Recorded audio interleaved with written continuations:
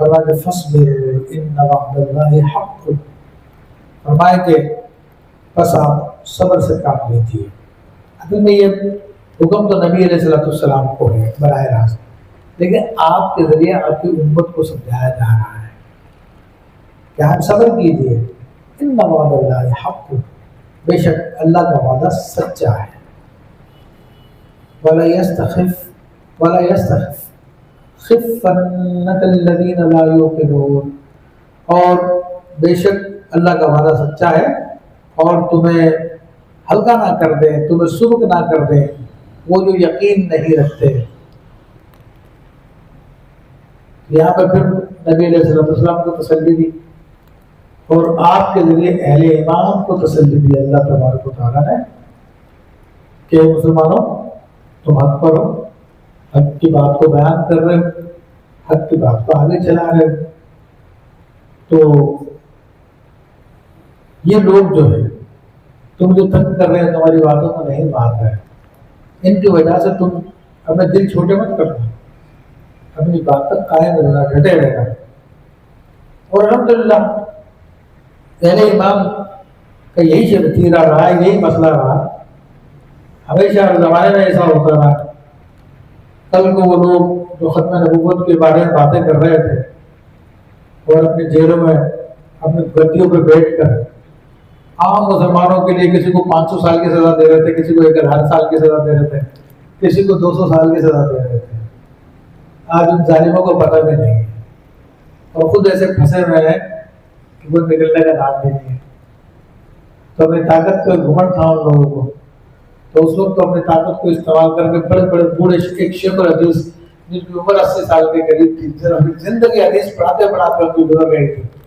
ان کو جیل میں بند کر کے ان کو مار دیا بیچاروں کو۔ اس وقت انہیں کوئی بھی خیال نہیں آیا، مگر آج پھر اللہ کی پکڑ میں وہ جا چکے ہیں۔ تو اللہ نے کہا کہ دل چھوٹا مت کرو، یہ لوگ تمہیں پریشانی میں نہ ڈال دیں، ہمت سے کام لو، اللہ کا وعدہ سچا اور اللہ کا وعدہ ہوتے رہنا ہے الحمدللہ رب العالمین۔ تو یہ یہاں پر ہمارا الحمدللہ یہ سورہ مبارکہ پوری ہو گئی، اور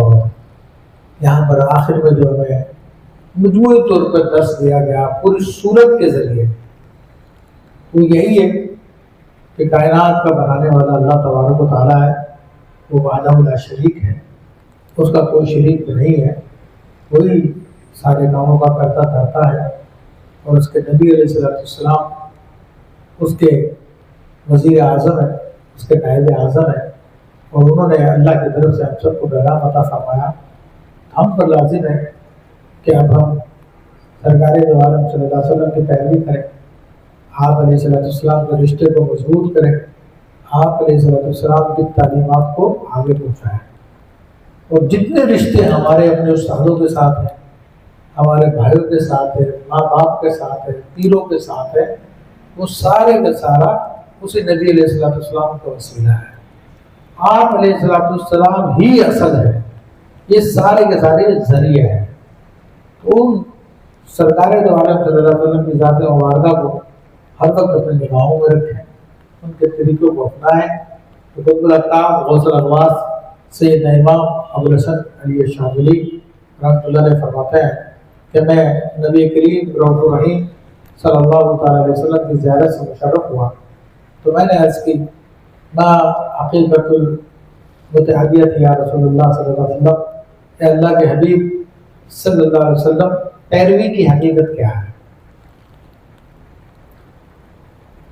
یہ اصل پیروی کس کو کہتے ہیں؟ تو فرمایا کہ اصل پیروی یہ ہے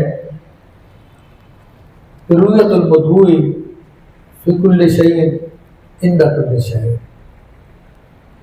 نبی علیہ السلام یا جس کی آپ پیروی کر رہے ہیں ان کی زیارت ہر جگہ پہ کریں، ہر کام میں کریں، ہر موقع پہ کریں، یعنی جو بھی کام کر رہا ہوں نبی علیہ السلام کا تصور آپ کے ذہنوں میں رہنا چاہیے، آپ علیہ السلام کا طریقہ آپ کے ذہنوں میں رہنا چاہیے۔ وہ اصل ذات ہے